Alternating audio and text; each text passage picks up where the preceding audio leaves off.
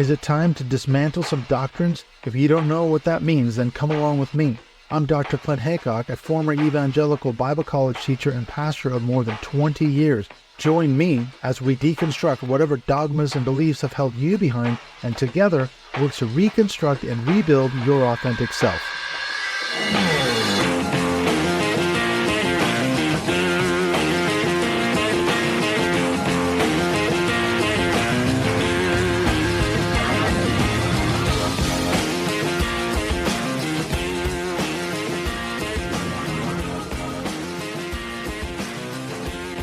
I'm very happy to welcome back returning guest Stephen Mather. So welcome, Stephen, back to the Dismantling Doctrine podcast. Hey, hello. It's good to be back. 3 years since we last spoke. Exactly. I was going to say, you said before we hit record, you said it's been 3 years since we did a show. I cannot believe it has been 3 years. How has the time flown by that quickly? I don't know. It is terrifying, but yes, it is. I looked it up, and in fact, I listened to it again. I thought, I to remember what I said last time, and so I don't contradict myself. So but it was 3 years ago. Yeah. It was really good, because you had your daughter, it was Celine, isn't it? As That's well, right. because you were doing the Cult Hackers podcast. Are you not doing that anymore? I think you've had some changes in your life. Yeah, we did that for about 3 years or so, 3.5 years, and we decided, well, we thought we'd take a break, and so we felt about it. We'd covered a lot of topics. I know you can keep talking about this forever. But obviously Celine was busy with, she was changing a job. I needed, to be quite honest with you, I needed to get back earning some money because I hadn't done much work. Well, I need to get back to work. So we took a bit of a sabbatical, and then we had to decide what we wanted to do. We thought, we've really enjoyed doing it. We're gonna say that's it. And so we did our final episode a year or so ago now, probably 2 years ago actually. And yeah, it's been interesting because in all honesty, I've stopped thinking about this topic for a good year properly. So yeah, it's interesting to get back into it again. We talked about doing this, and so I thought, I better do a bit of reading and get my head back into that space. And yeah, very interesting to get back into that thinking process again.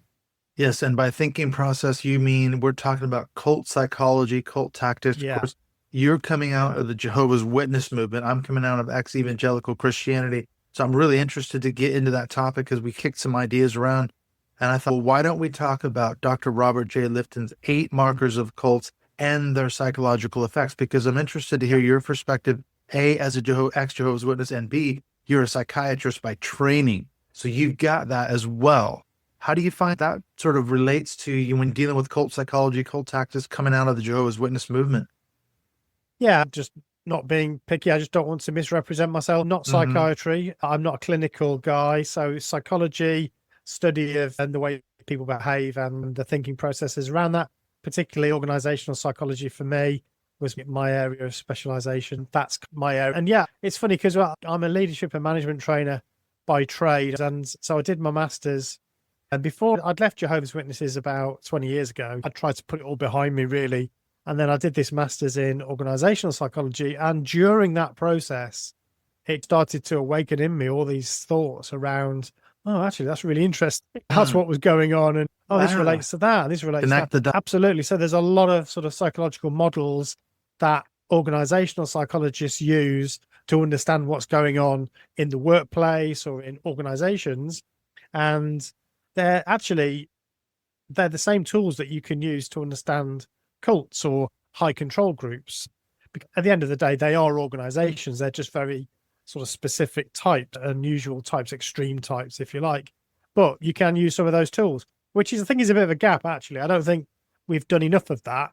And so that was an area I thought I want to get into that. So that's how I ended up merging those two parts of my life. Thinking I can draw upon all this stuff that I experienced as a Jehovah's Witness around identity and thinking about who I am and then the struggles when you leave and all that. These are psychological phenomena. So I wanted to apply psychological methods and theory on top of my experience and bring that to the table. So that's how it all merged together, really. So yeah, it helped me understand, I think, a lot about what I'd gone through, make sense of it all, and also, so I suppose, in a very, very small way, which was what the podcast was about, chuck a few things in lob a few ideas into the milieu, as it Mhm. were, and see whether anybody ran with it. This is what was so fascinating to me. And I think we said this when we talked 3 years ago, whether it was on your show or mine, but this sort of universal nature of these cults and religious groups. Yes, everyone's slightly different. In fact, I've been listening to a podcast, really interesting. I didn't know about this, but there was a series of murders in South Africa years ago, not that many years ago, Krugersdorp, South Africa. And it was all this group, and it was like satanic panic and all these things came together. I don't know if you've heard of this. And I thought, okay, there's some differences here, but yet the manipulation, the lies, the love bombing, these things are seemingly universal in virtually every. That's why there's models, isn't there, of cults. Yeah. So we're talking about Lifton. You could plug in Hassan's Bite model or some of the other ones, but you do find, why is that though? Why are there these universal sort of markers that you can tick off group after group? Yeah, I think that's a really insightful question, because it actually goes to the heart of what cults are really all about, which is drawing upon our psychological traits and tendencies. So actually, as I said, they're organizations. They do what organizations do. They do what social groups do. So it's just an extreme version of those things. So you think about, even when you're at school or an early year, you're thinking about, you get yourself into little groups. You got your little close group of friends, your clique, if you like. Children fall out because this person doesn't meet the requirements of the group, or there's bullying going on because of this behavior or that behavior, or this kid looks a bit different to the rest of the kids, so pick on him. So these are universal traits of us as social animals, really. And a lot of our sort of needs are fulfilled through social groups. So need to feel that you're in a group, that you're protected by a group, and need to feel that you belong, feeling that you're worth something, you're useful, you're competent, you're able to do something, a feeling that you're valued and that you mean something to somebody. And also a belief that, you can make some decisions and you might want to make some choices. These are all natural things. Add that to our human condition, which is we're all going to die one day. I'm going to die one day. And that is terrifying to a lot of us. It is. And scary, confusing. We don't understand the nature of existence. We don't understand why these bad things happen to us or why good things happen to us. We're trying to make sense of all of that. So there's all these psychological commonalities that actually these groups, they either purposely prey on that, or it evolves through natural processes within groups. Sometimes they go really dark, and we see that sometimes in groups that don't start off as cults have become cultish in their approach. Yeah, it's because it's the human condition, really. It's drawing upon these natural human tendencies. And as you mentioned, there's a scale, isn't there? Because I remember reading this. I think it might be Hassan who talks about an influence continuum. Some groups are much more destructive and damaging than others. All groups in some ways may be damaging psychologically, but you go all the way to cults that murder people or suicide cults and things like that. Yeah. That's on the real dark end of the scale. But even a group that's more benign, you can still have things like religious trauma syndrome and other things. Did you find you suffered from that when you left the Jehovah's Witness? I mean, you talk about recovery, even going through your training that made you realize, wait a minute, there's a lot of stuff I may have to go back and work through here. Yeah, I think there's a lot of, I was raised in it. So I think that's a particular type of, I don't like to pathologize it in medical terms personally, just for myself. I'm sure there are people that I know that there are some people that have experienced trauma. I tend not to use that word for myself. In the main, I had a parent that looked after me and that were loving parents. But I think the trauma, if there is anything like that, it comes from the beliefs around things like Armageddon, not doing the right thing, sinning, thought crime, if you like, thinking about the wrong things, lack of belief and all of that. I think that as a child, I remember being very unhappy because I was always worried and anxious about, I've done something bad here and I've done something wrong there. I was a very sensitive child. So I was always very worried about all that. And I found my childhood was a misery, really.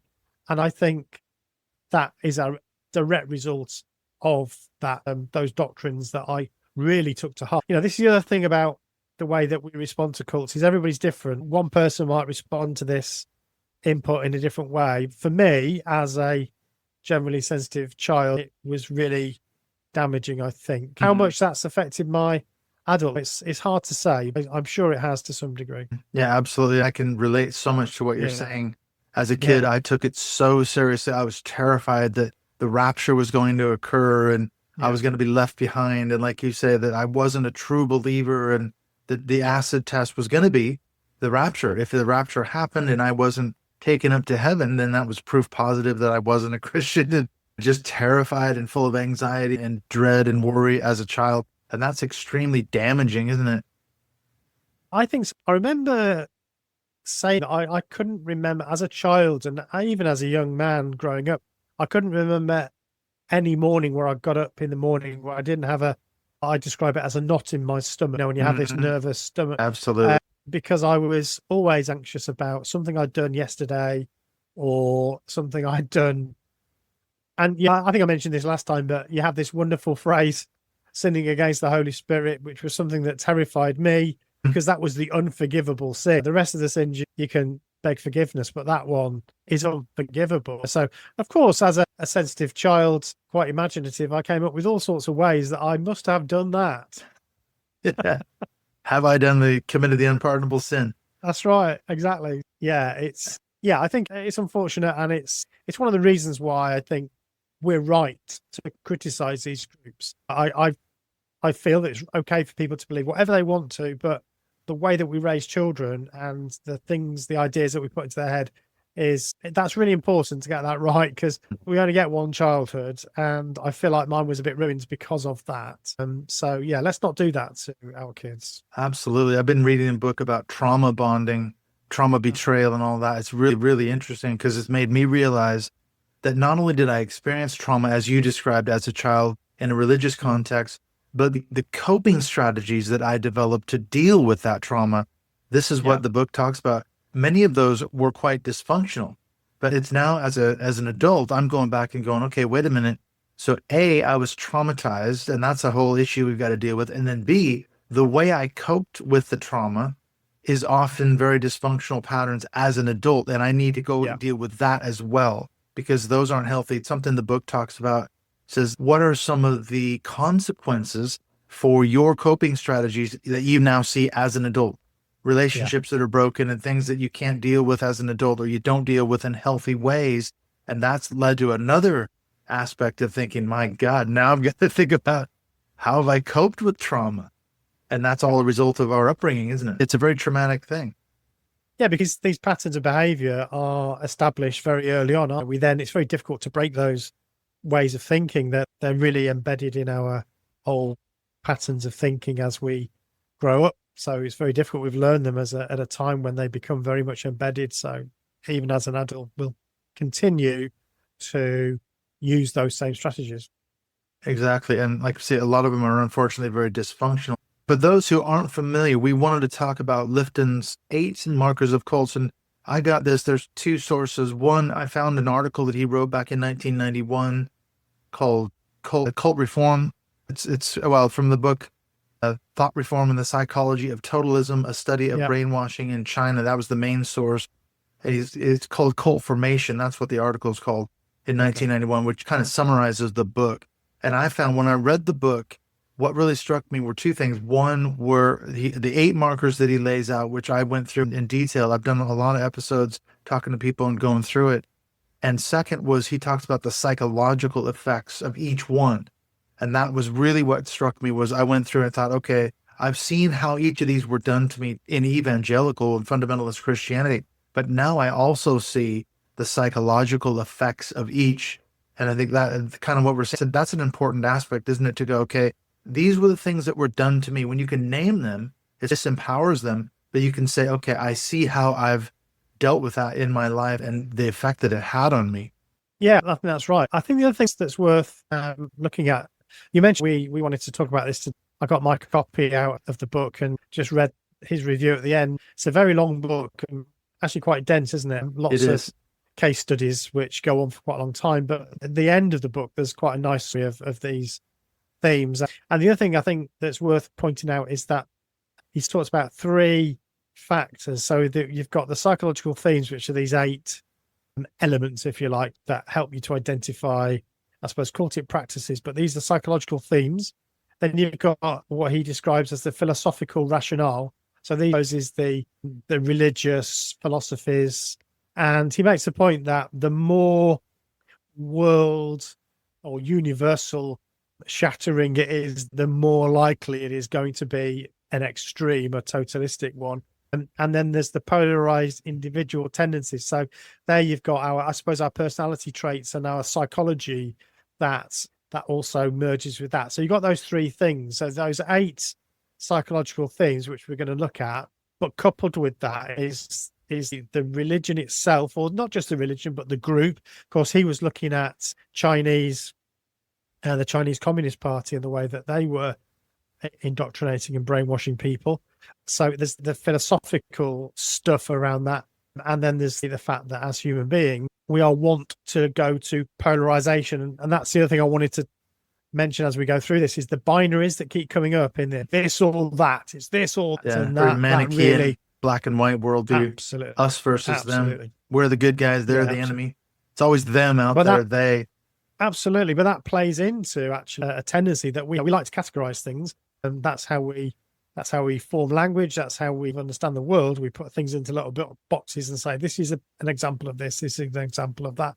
And the easiest category, the easiest categorization to do, the ultimate, is to have 2. It either goes into this bin or that bin. And that's what we're always trying to do. So it sits well with our psychology again. Yeah, binary opposites. So true. Yeah. Okay, for those not familiar with Lifton's model, here are the 8. I'll just go through them really quickly, and then we can maybe break them down individually. Number 1 is what he calls milieu control. Number 2 is mystical manipulation. This is called also planned spontaneity, or the psychology of the pawn, as in chess pawn. Number 3, the demand for purity. Number 4, a cult of confession. Number 5, sacred science. Number 6, loading the language, or thought-terminating cliches. Number 7 is doctrine over person. And finally, number 8 is the dispensing of existence. So these are the 8. What struck me is the more I've gone through this model, I don't think Lifton really makes this clear, but I believe that they're cumulative. You start at the beginning with milieu control. By the time you get to number 8, it's like steps in this, down this road, I think, where you get deeper and deeper into the group or the cult. And then finally, of course, the dispensing of existence is if you question the group or if you get kicked out, that's the last step. And a lot of people have experienced that. In Jehovah's Witness, you could be labeled, an apostate if you leave the group. Christianity, you can be shunned or disfellowshipped. So we see that in groups and cults, don't we? Yeah, absolutely. And I think they overlap quite a bit as well. So sometimes I know actually that relates to this or that. They have a lot of overlap. The milieu control comes up a lot actually in the other elements as well. So yeah, they overlap. All right, let's take a look at these then in turn. So we've got number 1, milieu control. And what he talks about, this is what's the idea of controlling all the communication within the environment. I think it does correlate to Hassan's information control. He's got his BITE model: behavior, information, thought, and emotional control. Any group with undue influence. And what strikes me in this is that this is where you walk in the front door, as it were, to a church or a kingdom hall or something like that. And the environment, this obviously overlaps with the next one as well, but there's a control over the environment. You don't realize that you're being manipulated or controlled, and that goes on with number 2, mystical manipulation. It seems to arise spontaneously. It doesn't feel like you're being manipulated, but you actually are. In terms of, let's say, for example, a worship service or something like that, you actually are being taken on an emotional journey. And I think that, to me, as an ex-evangelical, those are the 2 things that stand out the most. Sort of the love bombing when you come in the door, that's part of this mystical manipulation, milieu control. The worship service, the environment, you seem so welcome, it's so loving. Why wouldn't I want to be a part of this group? Do you find those sort of with your experiences in the Jehovah's Witnesses as well? Oh, absolutely. I think also, I was thinking, if we think about how these groups, again, there's a spectrum here. You have extremes, but there's definitely, and I know from my experience as a Jehovah's Witness, you really wanted to restrict your association with people in the world. And the world literally means anybody that's not a Jehovah's Witness. This means that your sources of information, the places that you go to understand the world. I wonder what happens with this political system, or wonder what this religion or that religion believes. You're not encouraged to go to worldly sources, you need to go to the Watchtower or various publications, or now it will be JW.org, to go and find out from that what you should think about X and Y and Z. So everything, all your sources of information get narrowed down, and the higher in terms of its totalistic approach, the worse that is. So I would say Jehovah's Witnesses are actually quite a fair way along there. There's quite a lot of restriction. But, and this is the other thing I wanted to mention today, is that a lot of it is done through the individual themselves. This is one of the most damaging things I think about these groups, is that it's not that you're living on a compound where internet access is banned or only certain websites are allowed. You can have access to it all because you live in the community. So technically you could look at anything you want to, but you've got this internalization of, it's like the panopticon sort of illustration. You feel you're always being watched. You're always on. Therefore, you're your own jailer, really. You are recruited in the service of controlling your own information flow. And that is incredibly powerful, because you're always there. Your jailer is always there to stop you looking at other sources of information. And you have to be your own policeman or woman. Absolutely. Yeah. It's true. And this is something Lifton talks about. You may or may not realize you're being manipulated as you come into the milieu, but he says it revolves around this polarity of trust and mistrust, trust and distrust. You're being asked increasingly to trust the words of the leader, the organization, the doctrine, the theology, whatever it might be. And in that process, you're suppressing your authentic self. This is another aspect. Lifton, he doesn't get into this so much in the book, I think, but this idea of doubling, where you develop these two parallel selves. One is your authentic self. The other is your religious self. And that's this mask or this veneer that you begin to put on to fit into the group. But as you're doing that, you're suppressing your authentic self. And that does do great damage, I think, psychologically. That's something I definitely realized that happened to me. I was not my authentic self. And something that Dr. Marlene Winnell talks about, she said, every time you had a doubt or a question, like, wait a minute, I'm not sure this is true, that's actually your authentic self trying to poke its way out and say, hey, hang on a minute, you're being lied to here, you're being manipulated. The more you suppress that, the more damage you're doing to your authentic self. Yeah, the other thing, there's a few quotes that I highlighted in the book that I thought were great. He's a good writer, actually. And there's some really lovely little turns of phrase. So he talks about this way of thinking, because obviously there has to be some kind of initial attraction to it. And that's one of the things about these groups, is that they don't start off being attractive in some way. And so this way of thinking, he says, provides closure and frees us from the incessant struggle with the elusive subtleties of truth. And if you think about that's really interesting. It's difficult to find out truth, isn't it? It's really hard to know what is true. And we struggle with it. We agonize over it, especially if it's something where we have to make a decision about what we're going to do. It's uncomfortable. So if somebody comes along and says, hey, you don't need to worry about that anymore, I can help you with that. All you have to do is subsume yourself into this milieu. Then it's very attractive in some respects that I'm freed from that now. I don't need to worry about that anymore. That's one of the things. I know we're going to get onto recovery afterwards, but it's one of the things I think that is most difficult when you leave. It's why when Celine and I started our podcast at first, we actually called it not Cult Hackers. We called it What Should I Think About? ? Because everything, when you leave, everything that you believed, took for granted, was all provided for you by the group. And now you've got to do all that hard work yourself. That's quite daunting, or can be. Yeah, they've got all the prepackaged answers, and that's the beauty of organized religion. Any group, follow the teachings of L. Ron Hubbard, or plug in any name, Jesus Christ. You put any name in there, any figure, messianic person, whoever it might be, even a political figure, Donald Trump, maybe in America. You can follow, and we've got it all figured out. You just have to set aside your critical thinking. Oh, there is that. You gotta go, yes, but it quiets the pesky thought. I don't have to worry about it, because they're telling me what is true, and I don't have to worry about it. Okay, so going on now, I think, okay, if we're saying this is path that the individual's walking down, Right. he or she comes into the church or the kingdom hall, whatever it might be, the group, you encounter milieu control, you encounter mystical manipulation. At some point, you do join the group. But we're talking about obviously someone who's not like you and me. We were both raised in our religion. But when you get into it, then you start, okay, committing to the group. The third aspect is what he calls the demand for purity. Now, this is where I think they start putting demands on you, the follower. And Lifton talks about what it is. It's a call for radical separation of good and evil within the environment and within yourself. It's an ongoing process. And then it obviously goes into the cult of confession, which in like evangelicalism, you have accountability groups. You have to share your struggles and share your problems and issues in your life. And the two go hand in hand because you go, okay, I've now got to confess the things that I've done, but the demand for purity has been put on us by the group. What did you find in the Jehovah's Witness? Did you find a demand for purity as well as a cult of confession?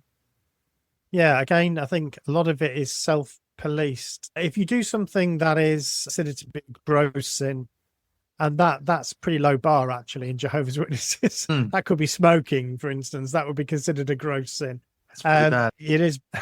So you'd have to go to the elders really and confess. And if you didn't talk about what you'd done, obviously you'd feel incredibly guilty for that, and you'd be living a double life. Then you'd be constantly told that also is something that you shouldn't be doing. Yeah, but a lot of it is again self-policed. But you're right. I think the thing I noted about this is, again, these binaries, good versus evil. You've got these two things. It's either good, which is obviously everything the group says.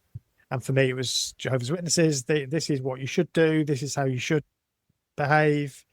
There were some things that were considered conscience issues, which gave people a little bit of flexibility. But you had to make your decision based upon your interpretation of the Bible. So it depended on how, or your interpretation of what was being taught to you, I suppose. It depended how sensitive you were to that. The other thing that often, I think other groups talk about fog, fear, obligation, and guilt. It's a big part of in a group like Jehovah's Witnesses, I assume the one that you were raised in. Oh, absolutely. And we've talked about fear already, and then the obligations. I must tell other people to help save their life. If I don't knock on these doors, if I don't witness, if I don't preach, if I don't pioneer, if I don't do these things, then I'm blood guilty because I haven't told them.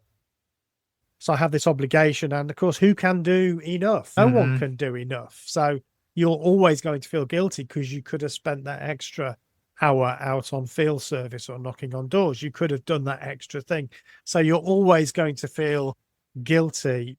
You're never going to reach the pure standard that you are set before you, and that you also yourself want to reach, because of course we are trained to do that.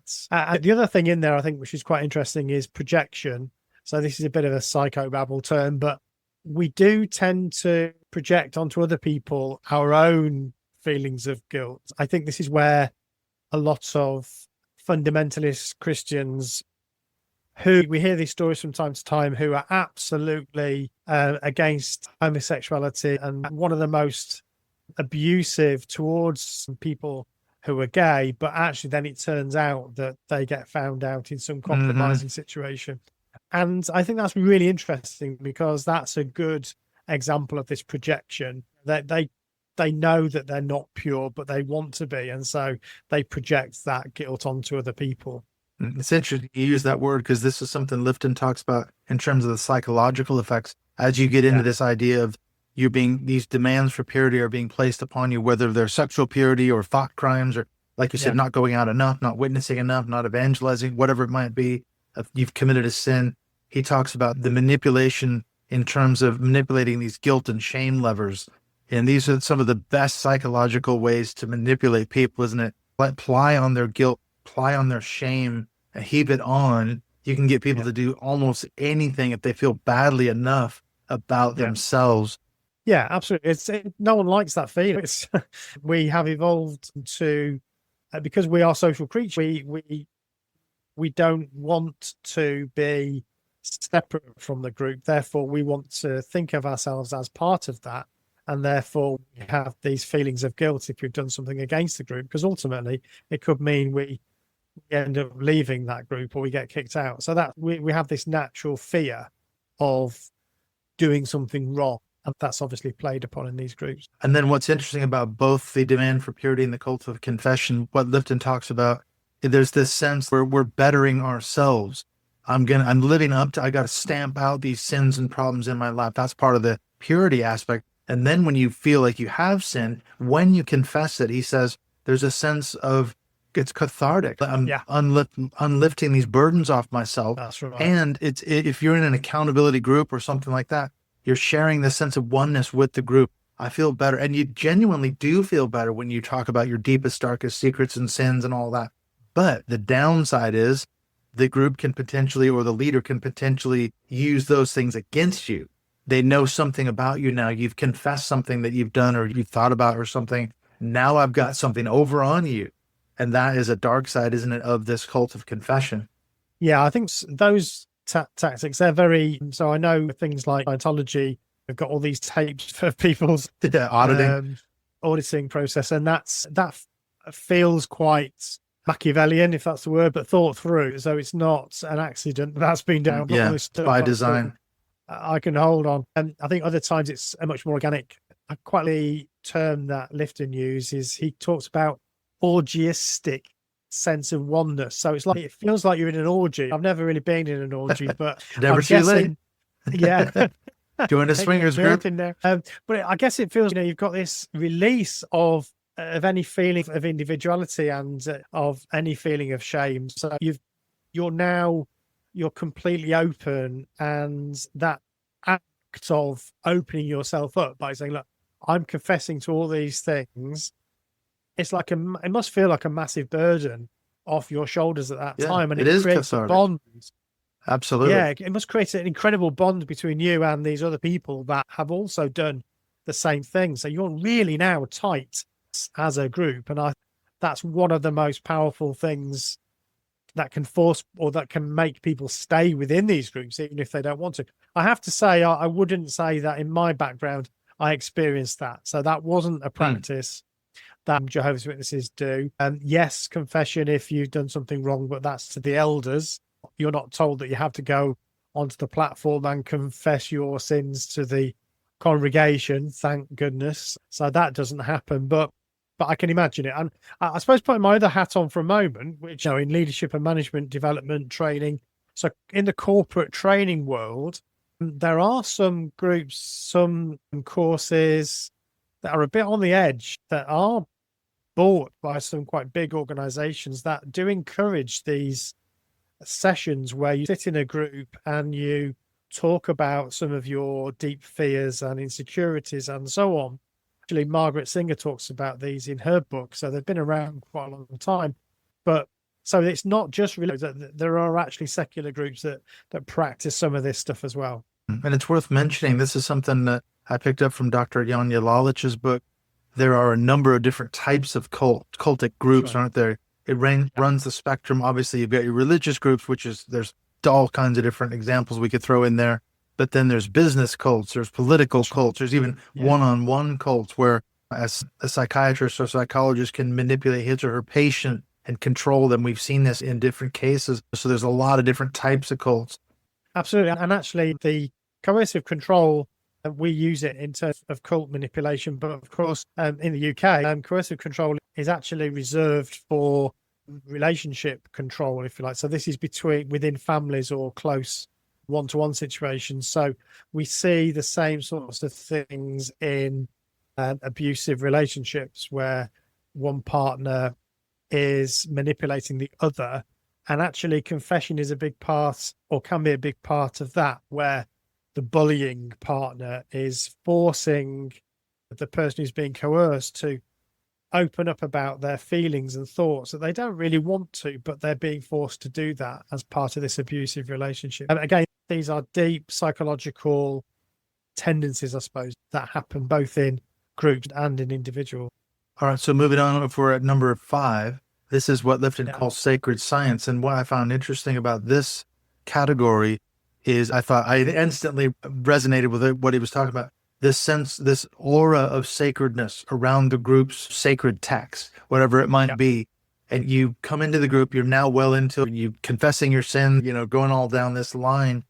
But now you get into, you have to accept the text of the group. So obviously within Christianity, it's the Bible is inerrant, it's the word of God and all the rest of it. Now in the Jehovah's Witnesses, you've got a slightly different issue. You've got, the New World Translation of the Bible. And I can remember we talked about this before in our podcast years ago. As an evangelical, if you'd have knocked on my door as a Jehovah's Witness, you and I would have gotten into a colossal argument over the Greek text of John 1:1 and things like that. And that's, the word was a God and the word was God. And I can remember talking to Jehovah's Witnesses on the doorstep about this very thing. To me, that's a clear example. Both of us are arguing for our sacred science.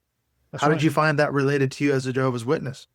Yeah, this is the one that I've written the most notes on, actually, because it's like, oh, wow, it's so true.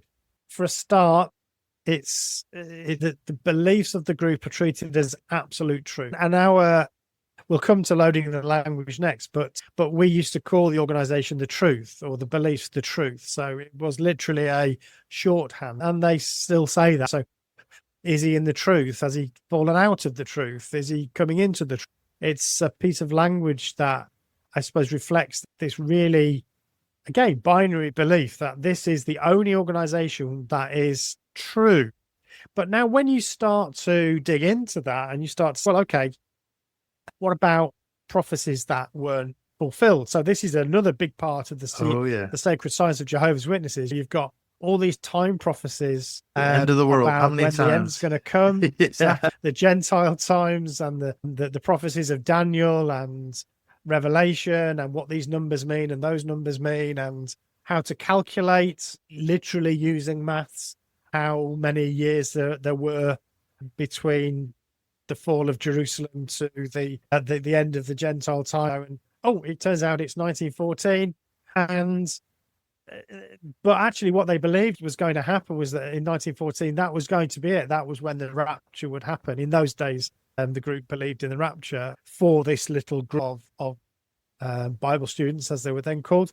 So if you point out to a Jehovah's Witness, if this is the truth, then how can it be the truth if there's all these things that then turn out not to be true, that you have to adjust, and you have to, and that's, I think he talks about this, Lifton, very well, and because it's this kind of, it's almost like it's a kind of logic puzzle that you can't understand. And that in a way is part of the point of it. So it is the truth, but we are getting increased light, which means that things that we believed before might not be what is the truth now. And you think, how can that be?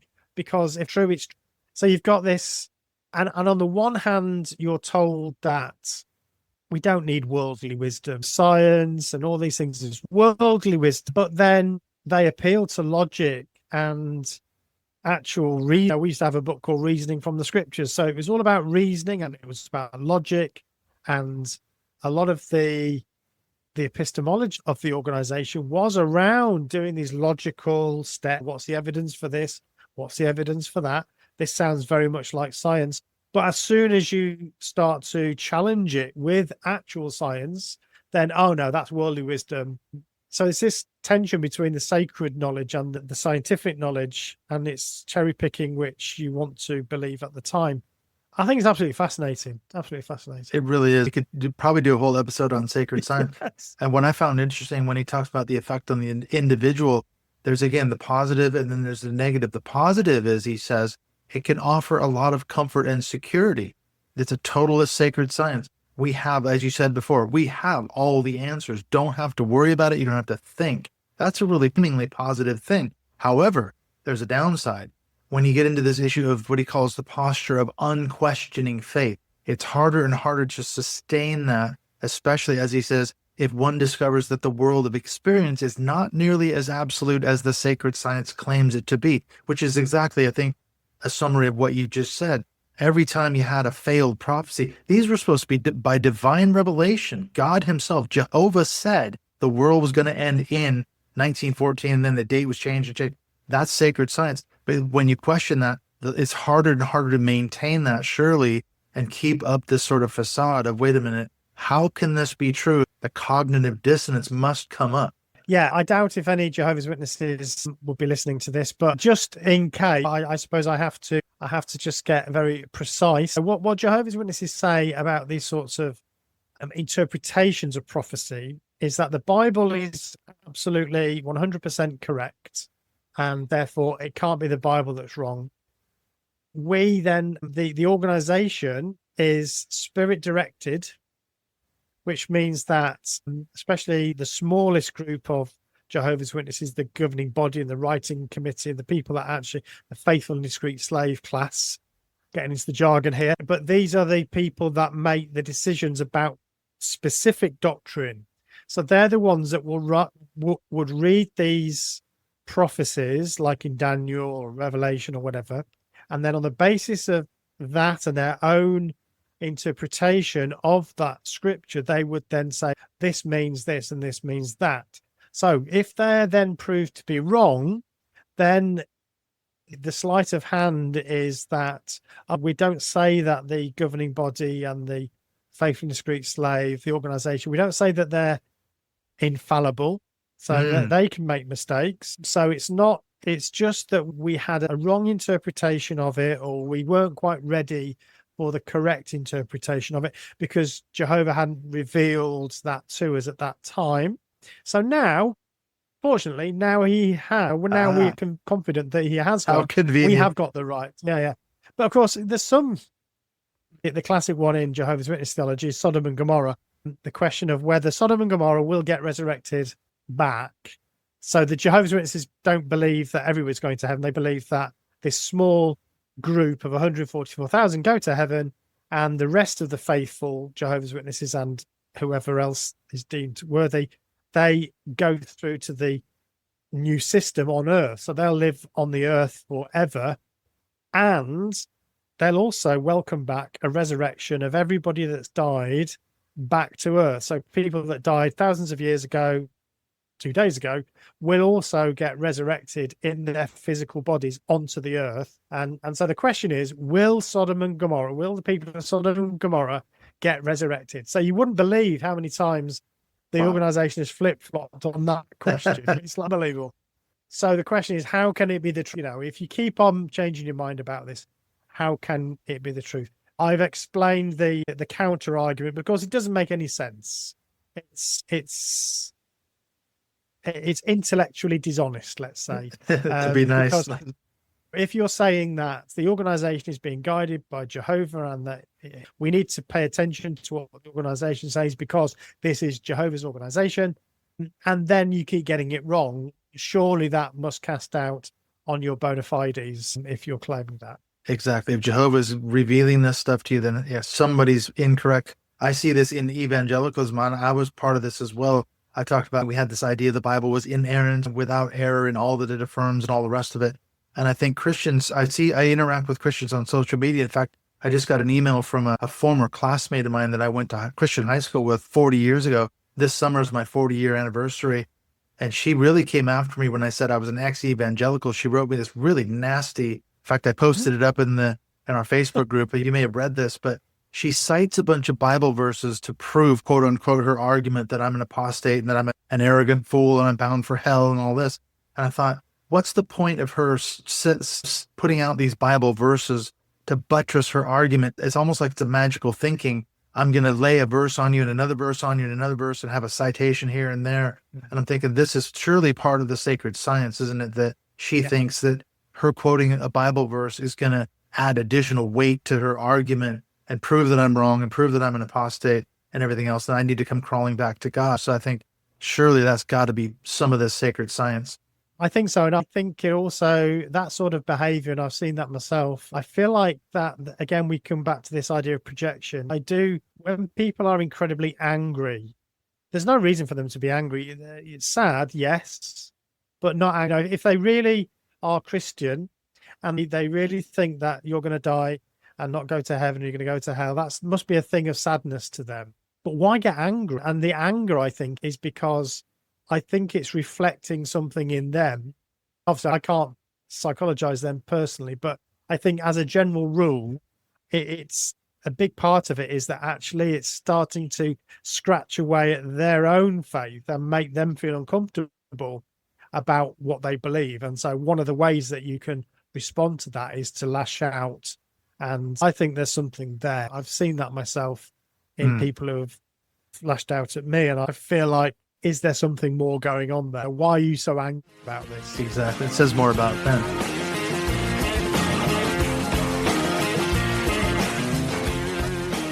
When we come back in the second half of this chat with Stephen Mather, the ex-Jehovah's Witness, and me, the ex-Evangelical, not only comparing stories, but really breaking down and going through point by point Dr. Robert Jay Lifton's 8 Markers of Cults. We're going to pick up with number 6, loading the language or loaded language, thought-terminating cliches.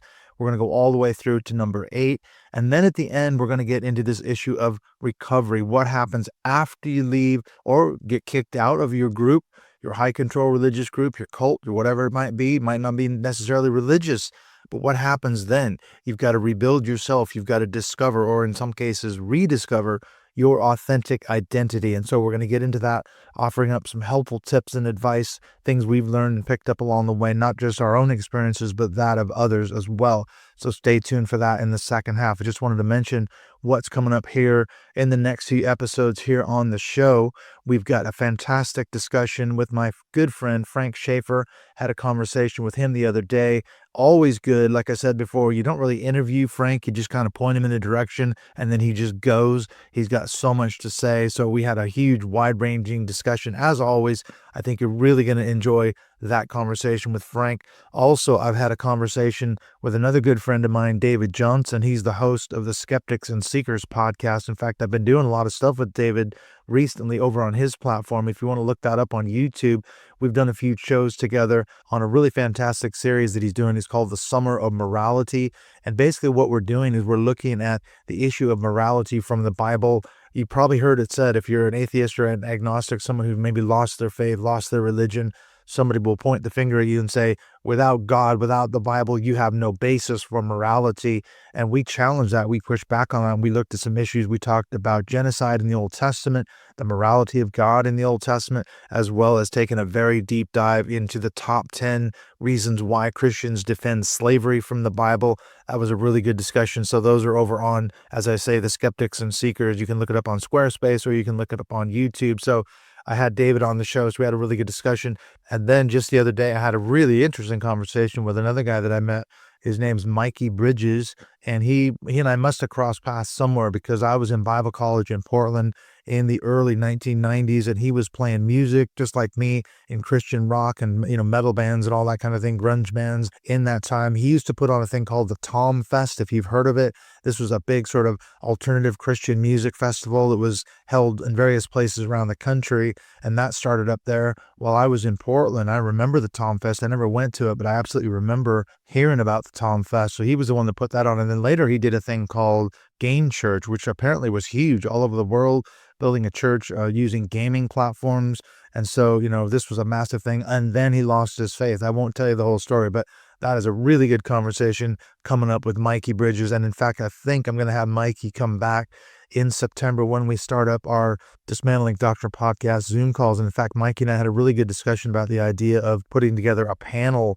So we're maybe thinking about doing something maybe on Zoom at some point. I'll keep you updated, but I think this would be a really good way. This is something we've identified, and I've talked about this a lot, even with Stephen Mather when we get into the end of this episode, the need for community. We are built for community. We need it. This is something that's so important to human nature. We need relationships. And when you leave a religion, when you leave a church or high control group, what do you do then? How do you rebuild your life? And a big part of that is community. And I know the ex-evangelical, the ex-cult community is a huge one all around the world, but a lot of times we have a hard time connecting with each other. So this is Mikey's idea. So we might be trying to put something together, bringing some ex-evangelicals, ex-cult members together on a panel, having a moderator discussion. You can jump onto this call and then we'll open it up for questions afterwards. So it might end up being a few hours. I'm not sure. I've been on panels like this before. I was on one with the conference on religious trauma with my good friend Janice Selby a few years ago, and that was just fantastic. So really good way to talk to other panelists as well as take questions from the listeners, the audience. So this is a good thing. I'll keep you updated and see if we can get something together. Also, in other news, I've mentioned this before, but it is now absolutely official. The Audible version of my book, Not So Shiny, Not So Happy People, How Bill Gothard, Church and Family Taught Me Christianity Doesn't Work, is now available on Amazon or on Audible. It is out there. In fact, I've already heard some really good feedback from people who bought the book, listened to it, and said, okay, this was really powerful hearing you tell your own story in your own voice. And so I was really happy to be able to do that. So thanks again to my editor, Tim Sledge, for taking care of that. But if you do pick up a copy of the book now, you know for sure my narrated version is out there and you can listen to that. And then please leave me a review if you would, because that obviously helps with the Amazon rankings of the book sales. So I would appreciate it if you would not only pick up a copy of the book, but also leave a review. And I think I will probably now go ahead and do a bonus episode. I'll put a couple more chapters out there. If you haven't picked up the book yet, you can hear it, a couple chapters, and maybe that'll pique your interest and go, yeah, that sounds like a really fantastic book. It's a very readable book. I've heard people say that they couldn't put it down. As soon as they started reading it, they read it in like one sitting or over the course of 2 nights or something like that. So that is the big story coming out about my book, and I'm really excited to finally have that Audible version out there. All right, let's get on back into this chat with Stephen Mather. We're going to pick up on the cult marker number 6, loading the language. We're going to look at this issue of an ex-Jehovah's Witness and an ex-Evangelical comparing stories, looking at Dr. Robert Jay Lifton's 8 markers of cults.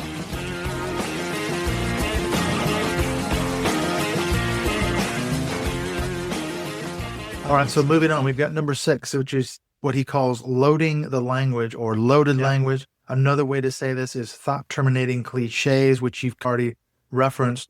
What he talks about is basically it's a simplified, cliche-ridden language, or reducing all of the human problems and issues that we have down into definitive-sounding phrases. These are easily memorized, easily expressed. Yeah. You don't have to think anymore. So in Christianity, we had what we call Christianese, which is basically any sort of thing where you have an issue or a problem. You can quickly come up with a phrase, oh, God is in control. I don't have to worry about this. God's ways are higher than my ways, than our ways, whatever it might be. God will have an answer someday in heaven. I don't have to think about it. I don't have to worry about it. And so this is the thought-terminating cliche or the loaded language, using words that we freight, we put meaning into them, that it's insider jargon. Only the group knows really, and you've already used some already. You talked about jargon that Jehovah's Witnesses use that an outsider wouldn't know.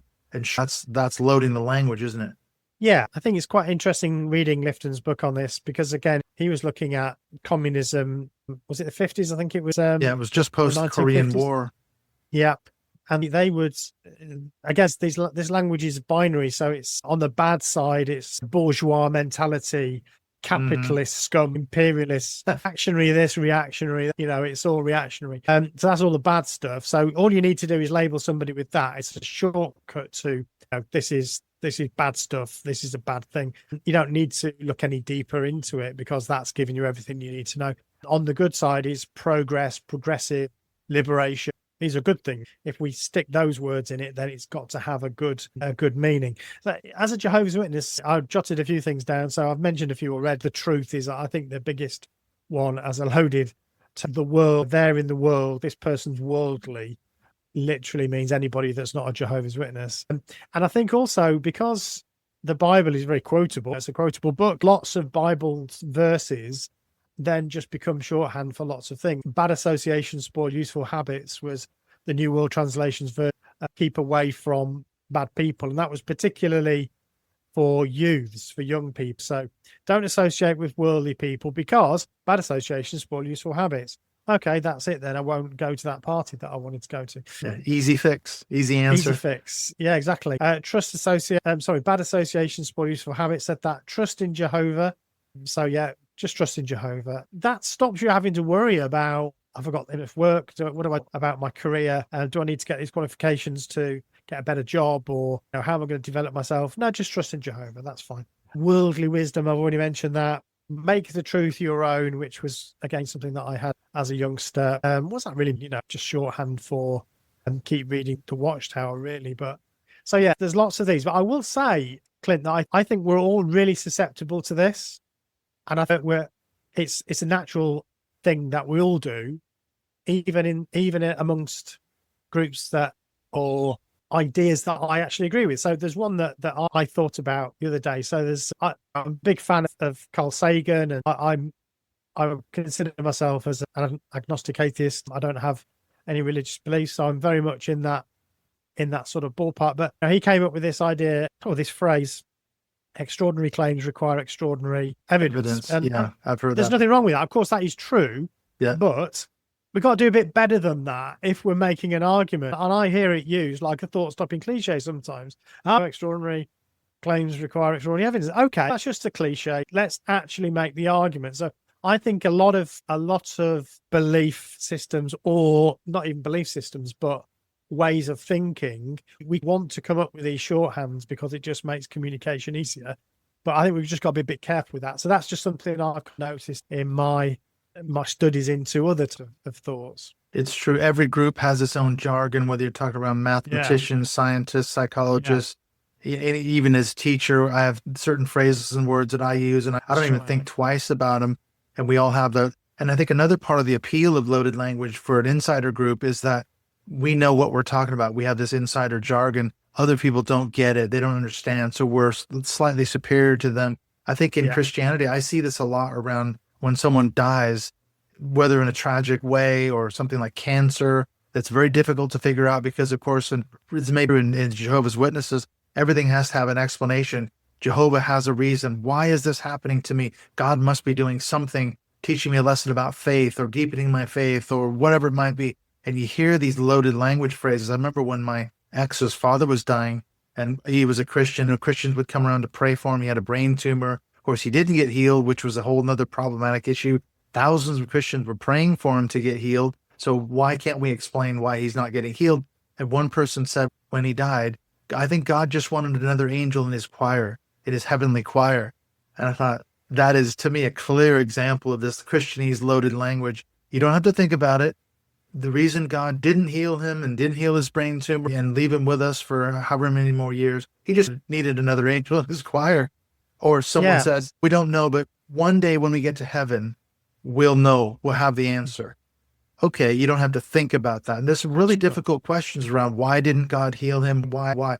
Oh, we don't have to think about it. Yeah, I think that's interesting. And this actually prompts a thought slightly tangential, but it's interesting because as Jehovah's Witnesses, we would criticize that sort of thing. Cults are very good at spotting other cults without realizing they're in one. They're actually quite good at spotting loaded language in other people.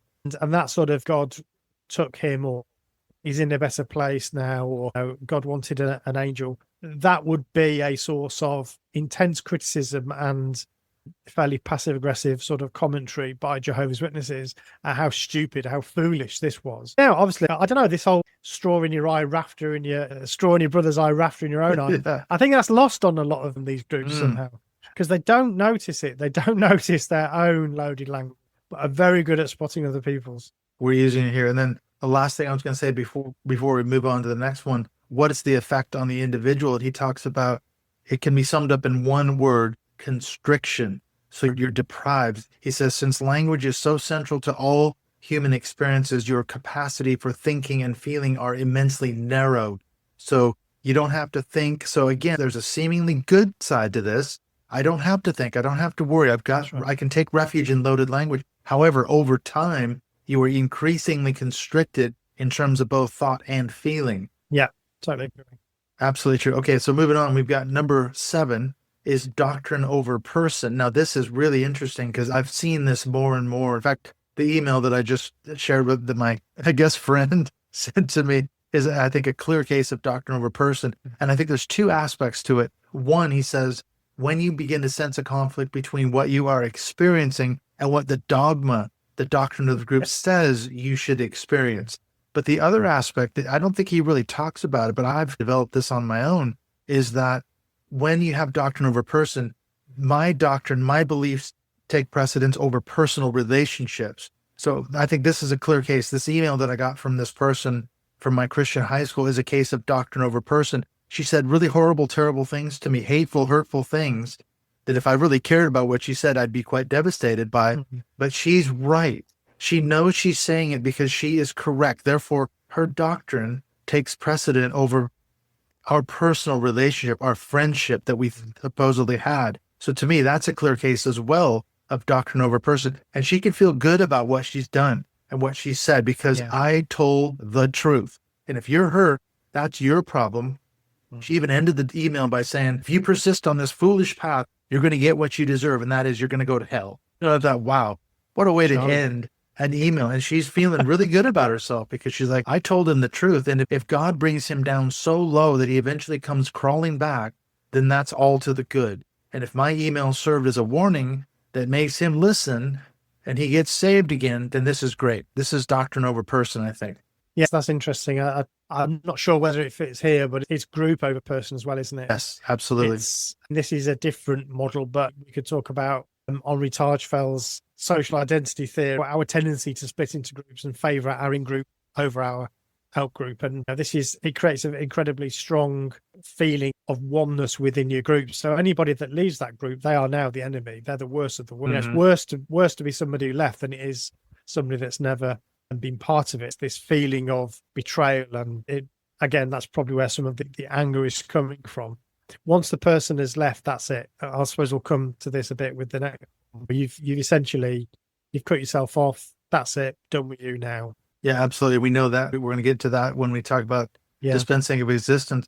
What I find interesting, he talks about the effect on the individual when you find yourself in such a, what he calls a doctrine-dominated pressure to change. You're thrust into an intense struggle with your own sense of integrity. So if you're thinking, I'm experiencing horrible, terrible things, like our example, someone dies in a tragic accident or of a brain tumor or something like that, I'm really upset by that. And that's what I'm experiencing. This is reality. I can't deny that this is happening. However, I've got to take refuge in the loaded language and these kind of things and believe the doctrine of the group, what I'm being told, yet it doesn't square with my experience. How long can you keep up that sort of internal dialogue within yourself? And I think this is really important, actually, as a Jehovah's Witness. So one of the methods of indoctrination is we'd go along to meetings or conventions where they'd often have experiences, people's experiences. And so it'd be like an interview situation where I don't know, a couple would come on and talk about their experiences, and they would describe their life or what's happened to them. So maybe they came into the truth at a certain age because of something, or something happened, or they got a knock on the door. Here's a classic one. I was praying to God to help me to find the answer, and then I got a knock on the door, and I opened the door, and there was this person stood there. And so this story, this experience that is being told. I'm sure that must happen. Yeah, that must happen at some point, just by the law of probabilities. But then there's the whole, essentially what they're doing is they're framing, this is what your experience should be like. I'm so happy now. This is the best life ever. There's another bit of a thought-stopping cliche. And you hear people talk about old people sat on the platform talking about their life in service and having been a Jehovah's Witness 50 years, 60 years, 70 years. And you know what? I have no regrets. It's been the best life ever. I've been a regular pioneer. I've never married, and I don't feel I've missed anything. I don't have children, but I don't need that because I've been happy all my life. And so what this is saying to you is that this should be the way you feel. Yeah. It should be normative. Yeah. Absolutely. And so as you're listening to this, what you're doing is you're then rewriting your own script, and you're thinking, if I'm asked about this is the way that I should tell my own story. And so I think this is the point that Lifton's making, is essentially you retrofit your life to fit the way that you should have experienced it. And that's quite easy for us to do because we do reconstruct our memories. As we think about our past, we go through them again and we reconstruct them. So if we're constantly told you had a great life, you had this and this was perfect, this was great, you're the happiest you could imagine, then you start to believe that falsehood. And I think a little quote here from Lifton, he says, consequently, past historical events are retrospectively altered, wholly rewritten or ignored to make them consistent with the doctrinal logic. That's good. What you do. I need absolutely. That quote. Yeah, it's so true. Yeah. I never thought of it that way. That's such a great example. As a Christian, obviously testimonies are a big part of church services. As you say, people getting up from, I've got a word from God to share. Something amazing happened in my life. And I'm thinking, as you're talking about that, for me, the last year and a half have been really difficult, very stressful, going through changes in jobs, leaving stressful jobs, going to another job that I thought was going to be good, but turned out to be stressful in another way. then going back into teaching just recently and getting jerked around a little bit. And it's been very stressful and really difficult to try to get things organized and everything. I'm trying to sell my house. Now, though, things are starting to work out. I've got a contract. I'm going to be starting a new job. It's what I wanted. They're paying me what I wanted. And I could easily turn that whole thing into a Christian narrative. As you just said, I could retrospectively say, okay, a year and a half ago, God was clearly, going to teach me a lesson in faith here, a lesson of trust in him. I left the job and then things didn't work out. But now I can see that his guiding hand was in the whole thing. But yet the truth is, I look at it now and I say, these were choices that I made. Certain things were out of my control, but yet things have worked out for various reasons because they just did. Stuff just happened. I made some things happen, something I didn't make happen, but I had to shift and adjust as I went along. I don't give Jehovah or God any of the credit for that. But I never thought about that, but the testimony can be retrospectively changed to fit the record. Absolutely. Absolutely. And again, that fits in with our psychology. I think that also relates to things like missed time prophecy. 1975 was a big deal for some Jehovah's Witnesses. They thought the end was going to come in 1975.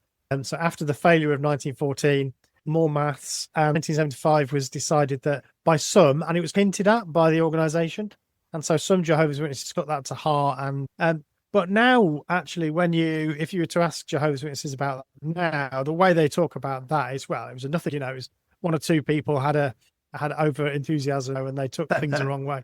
And so that's the way now people talk about it. And I think those who don't, this can be one of the way of waking up from this experience is those that recognize that and go, I don't know, do you allow swearing on your podcast? Yeah. So those who go bullshit. Yeah, call bullshit on it.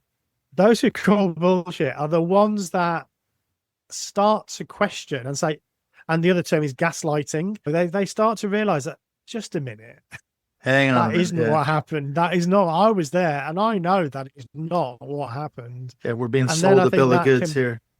Exactly. So that can be a moment actually where people start to wake up and think, well, that's not quite right, because that isn't what we said. That isn't what you said. And now I'm being asked to reframe that entirely, And that's it. So Lifton talks about that's the psychological effect, isn't it? It's starting to question and wear down your own sense of integrity and how far you push that. Yeah. Some people don't ever question it, or they do, they suppress that. And I see that in my own life. You see that as an ex-Jehovah's Witness. There were moments when the authentic self was poking through saying, hang on a minute, I'm not sure I buy this.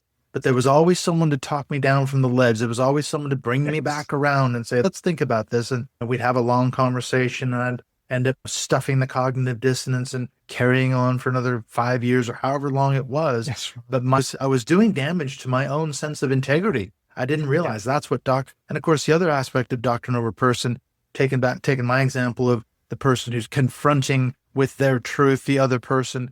I've been on the receiving end of that. And just as email was a case of doctrine over person, I would have been hurt if I actually heard what she thought. But I still thought, my God, this is a shocking example of someone who's very hurtful and damaging and destructive. And yet they're walking away with a clear conscience. And it's quite a shocking thing when you see it actually in practice. Yeah, absolutely. Yeah. So now we're to the last one, which is number 8. You've alluded to this already, the dispensing of existence. And he talks about, okay, there's a sharp line. Those whose right to existence can be recognized, and those who possess no such right. So you've got the insiders, the outsiders, anyone who dares to question the teachings of the group, the leader, the cult, whatever it might be, the doctrine, the sacred science, you could easily find yourself dispensed with. You're kicked out of the group, you're shunned, you're disfellowshipped, whatever it might be. And that's what the dispensing of existence basically is. How does that play out in the Jehovah's Witness?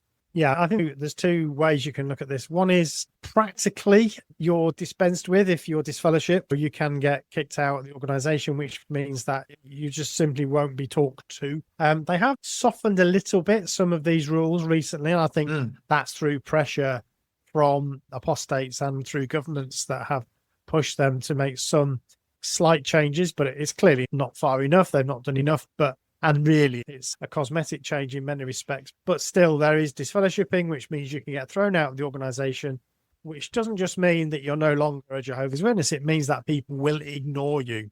They will walk past you in the street. Literally shun you. Yeah. Exactly, yeah.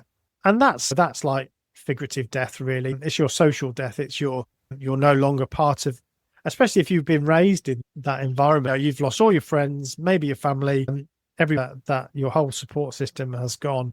That's incredibly difficult. I think one of the big reasons why lots of people stay in it. It's one of the reasons why I stayed in it, if not the main reason why I stayed in it. That's one element of that. And the other element is that you are literally going to die. You are going to die at Armageddon. So anybody that isn't a Jehovah's Witness, anybody that isn't a worshipper of Jehovah, is essentially, they're a marked man or woman. They're on death row.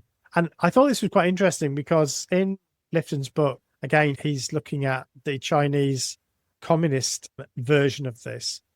And he actually quotes directly from Mao Zedong in the book. And Mao Zedong talks about democratic dictatorship. So you might say, what the heck's that? Yeah. But basically what it means is that if you're part of the in-group, if you're one of the people as defined by the Communist Party, then you're part of this democratic institution. If you're on the outside, you're part of the enemy. Therefore, you will endure dictatorship from us. And basically, bad things will happen to you. Mao Zedong says our benevolence applies only to the people and not to the reactionary acts of the reactionaries and reactionary classes outside the people. So yeah, great use of the word reactionary there 3 times. But I think that sort of illustrates that nicely. And they have this thing called execution in 2 years' time. Have you heard of that? No. Sounds fascinating. What this means is that basically you get, if you're found guilty of being a reactionary, then you're sentenced to execution, but in 2 years' time. And so basically you've got to sort yourself out within that 2 years and to prove that you are part of the people and you are no longer reactionary. You're part of the progressive Communist Party. Therefore, you can get this stay of execution. But as far as you're concerned, 2 years' time, if you don't sort yourself out, you're dead. And in a way, that is Armageddon fulfills that same purpose for Jehovah's Witnesses. Absolutely. Yeah. And in some totalist groups, people are literally killed.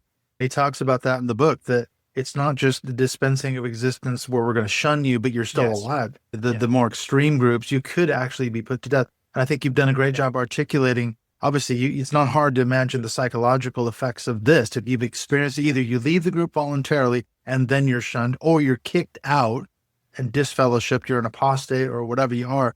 There's a social cost. There's perhaps a financial cost. Families, friends, that community that you had is gone.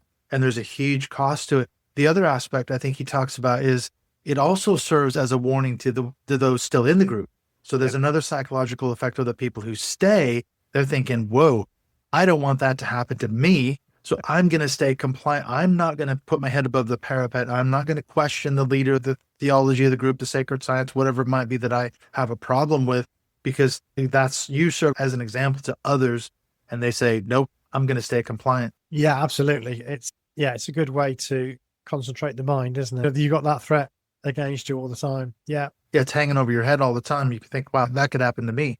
Yeah, absolutely. And coupled with that is like we mentioned before, the weight of other people's loss of life as well. So you're not only in an evangelical type group. So Jehovah's Witnesses don't call themselves evangelicals, but they are evangelical in that they are preaching and proselytizing. So in that environment, you've probably felt the same, and we mentioned this kind of already, but you are responsible for other people's lives as well. So their existence is going to be dispensed with if you don't convince them to come into the truth or to start loving Jesus, whatever group it is, whatever sacred science it is. If they don't do it, they're going to die. So I've got to do my best to help them. So that's the other added pressure. So we've finished all 8 of Lifton's model here. What's fascinating to me is, like I said, I look at it as a continuum or a journey. It describes my own personal experience, because I came in at the beginning experiencing, as we said, really interesting. milieu control, mystical manipulation. I've gone through all the stages. I was deep into it. And then I've experienced number 8 at the back end, the dispensing of existence. So now I'm an apostate, according to this woman. I'm bound for hell, and I'm an arrogant fool and everything. I'm hard-hearted and all the rest of it. So I'm clearly a non-person now. I'm outside the group, but can I get back in? I don't know. So I think that's an interesting way. Does that kind of describe your own journey in some ways, going through all 8 as a continuum? Really interesting. Yeah, I've never thought about it like that, Clint. And so I'm now thinking about it. I don't know. I need to think about that. It's a very interesting way of looking at it. I think I would say some of them are more relevant than others. Some ring massive bells. Oh, yeah. Particularly the sacred science thing. I think that fulfilled something in me about my interest in that sort of scientific type thinking, looking for evidence and working out things and logically trying to understand things. So that's another element of this, is some of these appeal or key into you more than others. So that's the way I've looked at it more, is some of these really apply or hit the button, and others perhaps Not so much. I don't know. I'm going to think about that, whether I can see them as literally a sort of linear process that as you get deeper into it, I can definitely see it actually looking at those. That's really interesting. It's an interesting thought. Well, now thinking about in terms of recovery, one thing we didn't get into was, okay, we did mention earlier this sort of influence continuum. Some groups are more destructive than others. On the outside, like you say, Jehovah's Witnesses would seem like a benign group. It's just a Christian group. It's a religious group. We have meetings at the kingdom halls and where we go out knocking on doors, but there's a very dark side. One of the things we didn't talk about was some of the scandals that have come up. Obviously in Australia, you had that big case, and a lot of it revolves around this 2-witness rule, isn't it? Where you have children that were molested by leaders within the JW organization. They were allowed to get off the hook, or they weren't. It wasn't reported to the authorities because of their interpretation of the Bible. And this is the biblical precedent. If not more than 2 witnesses saw the crime, he or she can't be sentenced or even reported to the, so there's a super dark side to some of this. And a lot of these aspects tie in together, sacred science and things like that. What's your take on that now, looking back on it? I think this is the inevitable result when you have a group of men who, or anybody who take it upon themselves to police, and not just police, they are literally judge, jury and executioner, and they are a quasi-judicial body that decide these things that are way outside of their capabilities to handle. But it stems from a belief that we're going to obey God's law so long as it doesn't interfere with, we're going to obey man's law so long as it doesn't interfere with God's law. So God's law takes precedence. And we're back then to interpreting what this group think God's law is. Therefore, they'll look at a scripture that talks about these 2 witnesses. Now, does it apply in this situation, in the modern day situation, when you have police forces and secular authorities that are more than capable of handling these things? I would argue, no, it's not appropriate to apply that, just as it isn't appropriate to apply lots of other rules that ancient people used to follow. But this is a result of a worldview that says God's rule is absolutely true. It's always right. It's infallible. This organization is the one that is interpreting that. Therefore, we need to follow what they say. And we actually are not beholden to the authorities unless, or if it goes against God's law. And therefore, we're not going to do what we're told around this particular rule. I don't know where they are currently on it, if I'm honest. I think they've come under incredible pressure as an organization to get this sorted. Looking at some of the releases that have some of the ex-JWs have talked about, I'm very doubtful that they've got this sorted out. It would be very easy. It would be very easy to sort this out. Literally, if you get a report of any abuse, you report it to the authorities. That's just that simple. That's the law. That's actually the law. If you're a member of the clergy, you're it is in many bound. places. It's to report it. In the UK, it hasn't been. That's one of the problems. I think, again, I'm not up to date with this. I need to, please, if as listeners find out. But I think there's efforts to change the law in this country so that it is, you have to report it. Mandatory reporting is something that we need in this country. And so it hasn't been in the UK. Has been in other states in the United States, and the organization has taken this view that if it's mandatory, then we will. If it's not mandatory, then we will essentially judge the merit of it and make a decision whether it needs to be reported. That's got to stop. It's really simple. Just report it. At this point, actually, I want to, if you don't mind, Clint, there's a an ex-Jehovah's Witness. I forgot. I'm blanking on his name now, but I'll let you know, and maybe you could put the link on. But he's done a lot of reporting about this issue with Jehovah's Witnesses, and they're suing him for a lot of money because of his work. At the moment, there's a bit of an appeal going out there to support him to help pay for some of his legal bills. I don't know. Mark O'Donnell, his name is. That's it. I don't know him personally, but I know that he's done a lot of work, and so this is happening within the X community. Absolutely. And I'm going to go back to what you talked about in explaining that two-witness rule and all the rest of it. Yeah. To me, what immediately leapt to mind was what we talked about: sacred science and then doctrine over person. Because you just articulated, you said our view of the Bible trumps man's law, so that's sacred science, and then doctrine over person. What we believe, what we teach is more important than the fate of this child who has been sexually abused by a church leader or someone in the church. That's the most clear case of doctrine over person I think you could imagine. What about the fate of that poor child who's been abused, maybe now as an adult, that is speaking out and says, hey, I went to the leaders of the church and they did not report. And the person, like in the Roman Catholic Church, went on to abuse more and more children and got away with it. It's happened so many times. It happened, and when I was growing up, this was one of the things that I remember being told about this, and it was one of the sticks that we used to beat the clergy with, this very same thing. And then you find out that it's been going on, the same sort of thing has been happening in your own organization. That's pretty devastating, actually. Yeah. No, I was just going to say, it originally asked me about recovery. I don't know how, I'm not qualified to talk about how you recover from that experience. I can only imagine how awful that must be and how difficult that must be. Yeah, you have to seek therapy. Well, I think one of the things I've found, I've talking to people that come out of cults and religions, education is one of the most critical things. And even what we've just done in this whole podcast, hopefully, is a way to educate people. And I think, okay, we've applied some of the models of Lifton's to experiences like the two-witness rule. I could apply at least 3 categories to that email that I got.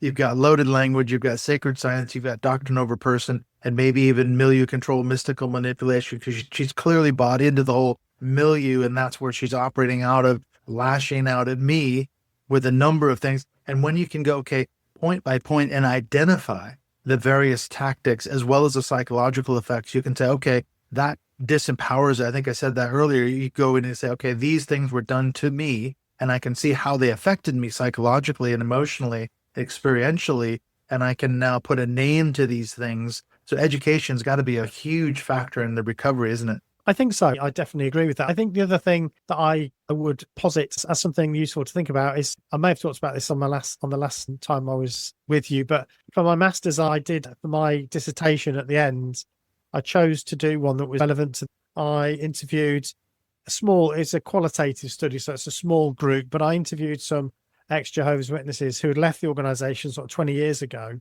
to find out how they had got on, what helped them to recover from their experience. And one of the things that I found, I think was quite interesting, was there was a whole narrative that they'd built. So the people that seem to manage this process better are able to say, this was a part of my life. Just taking a step back a moment, I think there is a temptation when you leave a group like this to say, right, line drawn. That's it. I'm a completely different person now. That's done. I don't want to ever think about that again. Past is past. And then try to build from scratch. And I think that's incredibly difficult. I think in my experience, and in the research, what seemed to happen is that people took a while to make sense of what happened to them and then integrate this new person, if you like, or this person that was now revealing itself, and noticing that there were bits that, I've always been interested in that. A bit like I was talking about the sacred science bit, and I'm able to say, I was always interested in looking at evidence and having a scientific way of thinking about the world. And I think that's you're able to look back at your existence in that group and point to bits of your authentic self that were there all the time. So you were there. It was you. It was you. You may have been doing some daft things or saying some silly things, and you may have done some things that you regret, but it's still you. So your identity is this worry that you've broken your identity and you don't know who you are.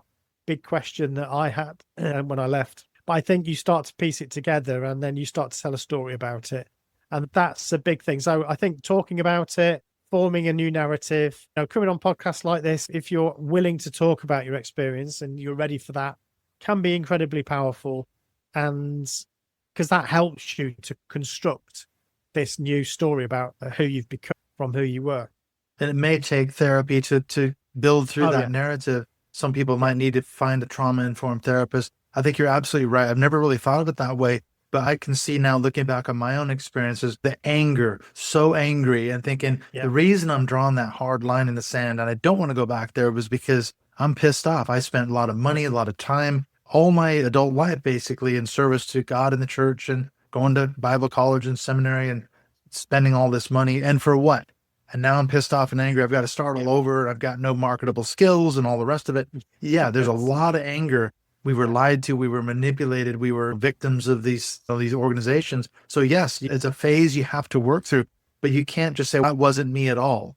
That was me. And now the person I am is because of the experiences I went through. It has shaped me for the better, and maybe not in some ways, but it is part of our whole experience, isn't it?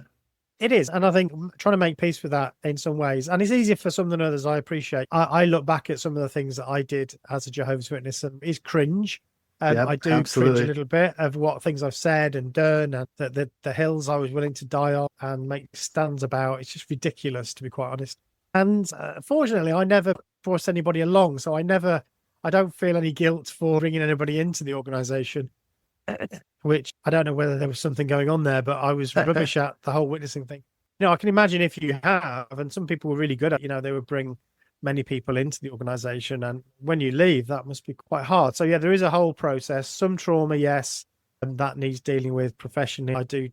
I've had that sort of help and I found that very useful. Too late. I should have gone a lot earlier, but still I found it very useful to have that help, telling your story, thinking about who you are, and I guess not hating that person that you were, because you were only doing what you thought was right at the time, and you were in a coercive relationship, and that's why you did what you did. Absolutely. Yeah, we need to be a lot more kinder and gentler to our former selves. As you said, we were in this manipulative, coercive environment.